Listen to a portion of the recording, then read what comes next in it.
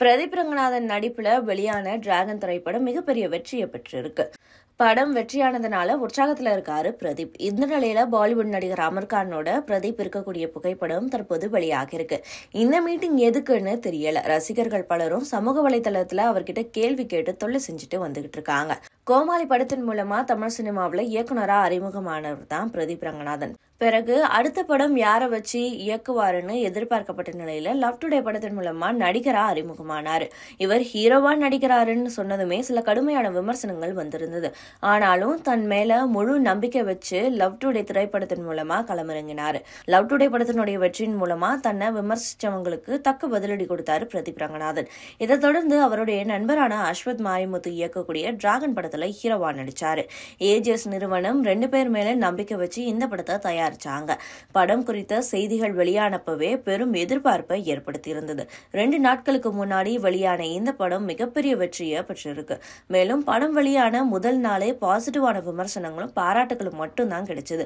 இந்த படம் 100 கோடி ரூபாய் வசூலை எட்டும்னு சொல்லப்படுது. நண்பர்களா இருந்த இந்த படத்துல அஸ்வத் மாரிமுத்து, பிரதீப் ரங்கநாதன் வெற்றியை கொடுத்திருக்காங்க.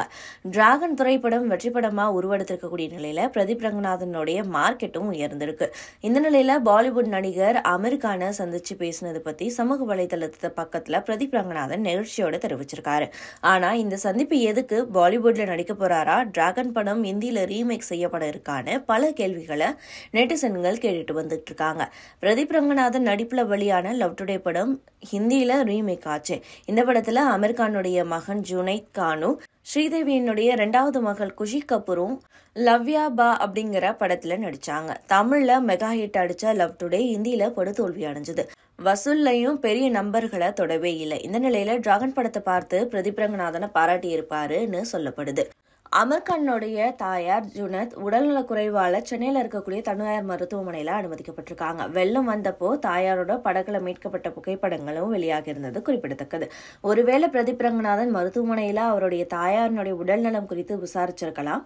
அப்போ எடுத்த புகைப்படமா கூட இருக்கலாம்னு நெட்டிசன்கள் சொல்லிட்டு வராங்க.